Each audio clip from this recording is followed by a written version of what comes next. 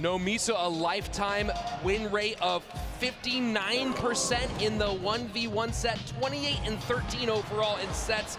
Surgical Goblin has not played as many 1v1 sets as you might imagine, just 6 and 3 overall in sets, but a 65% win rate throughout his career. Yeah, you know, he spent a lot of time in the spring and fall in 2v2, which was a bit of a surprise to us, but with the work that him and Canario did, getting to WCG, taking that first place prize, it seemed to be the recipe for success for Team Liquid. So here we go, first exchange, and Surgical Goblin drawing blood.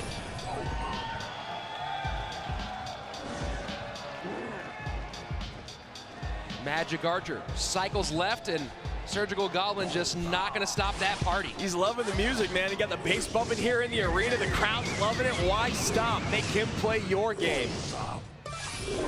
Valk separates enough to create some room for that Magic Archer to stay alive and take care of Baby Dragon. Surge in his element right now. Look at that, going for the King Tower activation, not able to pull it off, maybe getting a little bit too fancy for his own good. Needed to go one tile higher to get it away from that princess.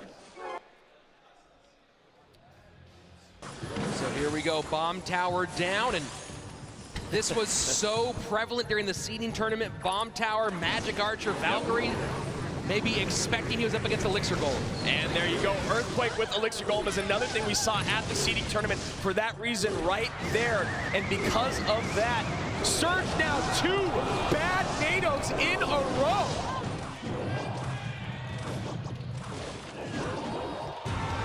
And that's a ton of damage on the right-hand side, down to 445. And Nuomici happy to go ahead and switch lanes here and play into Surge's offense. Now, you understand what happened there with the second one. He just didn't wait long enough for the Elixir Golem to get close enough and NATO it to the right spot, but you get 2 missed tornadoes early on, and Surgical now putting himself in a horrible position for the rest of this game. Good job against that Elixir Golem Valkyrie, staying right with those blobs. But the Earthquake plus the blobs, not even going to need another Earthquake. Nuomici takes the first game here off of Surgical Goblin, and if he takes one more, WEDGM is dead even once again. This is absolutely wild, Andrew. Here we go. Will they run it back? Surgical Goblin cycling skeletons to open up.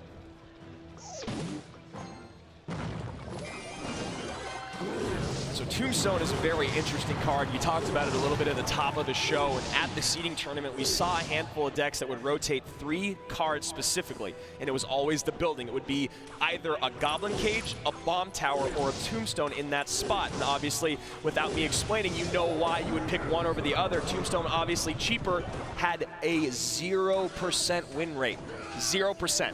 Yeah, in that graveyard deck, obviously not going to be that graveyard deck here. That same graveyard deck at the very least, but probably not graveyard now that we see the Inferno Dragon on top of everything else. Surgical Goblin going Hog, EQ, fast cycle, Miner directly into a Valkyrie. Yeah, very, very nice Valkyrie there, just to protect the one Archer, but that is enough. Hog down again, see the EQ, going to easily wipe that out. Yep. Barbs down. And Hog will get a hit. Valkyrie going to help clean up a handful of those Hogs. And again, you see just that Archer staying alive takes that last Barbarian out of play. So Lava Miner Barbs most likely here from Nuomici. Little miss there on the kite. And you can see the damage on the left-hand side, 1376. Surge not happy to give up those few hundred shots, and now the first Lava Hound comes down. Well, the most frustrating thing about that for Surge is that he spent so much Elixir that he should have just not spent, taking the damage because he ended up taking it anyway. And just going to go ahead and let that Inferno Dragon burn on the right-hand side, taking that tower down to 993, so has an opposite lane option. Inferno Dragon down to pick up that Lava Hound. So most likely going to catch this Inferno with the bats of the Inferno of his drops. Oh, bats go to the back, and a poison comes down, so not able.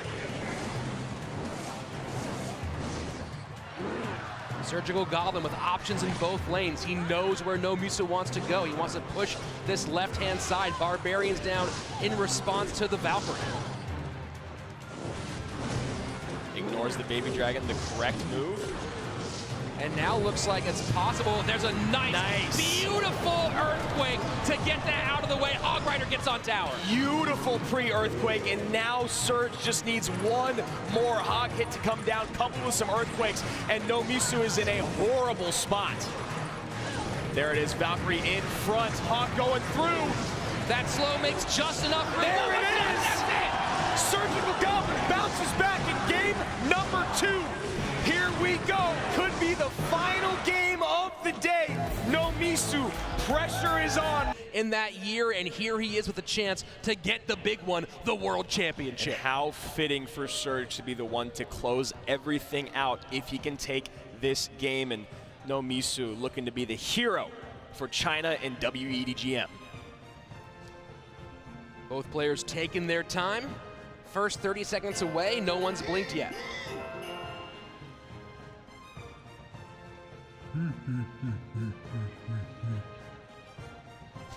I know that Surge just loves hearing that on the loudspeaker. Yeah. He just likes it. It's the bass. It's the bass. You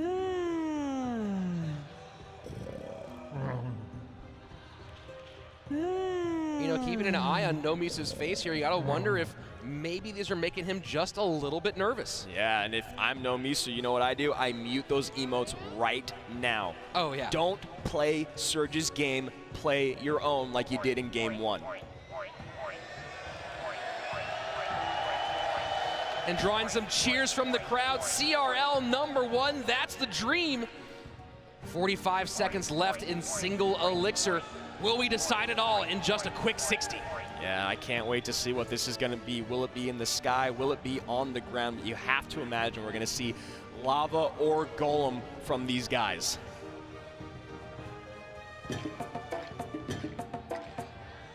Gotta dig the music. I really am enjoying myself, but I'm also very nervous. Here we go. Final 15 seconds of single elixir, and Tombstone to open up from Nuomici, probably going to the sky again. Wow. You've seen Ice was paired with Golem a handful of times, but now Surge going graveyard opposite. Wow, immediate graveyard opposite lane. Baby Dragon turns to the offensive tanking Baby Dragon. Quite a bit getting through, but... Oh, yeah. 1,300 damage down on the back end of that tower, and now Nuomici's turn to go on offense. Lava, Double Dragon, Miner against the most popular deck at the seeding tournament at the bottom of your screen here, played by Surge. King Tower activation with the NATO, now out of cycle to deal with this, but will get support from that King Tower as well. Second Lava Hound down for Nuomici in the back. And you know what Surge is playing. This deck was played like 7 times at the seeding tournament. You have to not send your Miner to the back. You gotta get it on top of that Ice Wizard. You gotta stop the defensive capability from your opponent. Graveyard and poison spent, 9 elixir right-hand lane.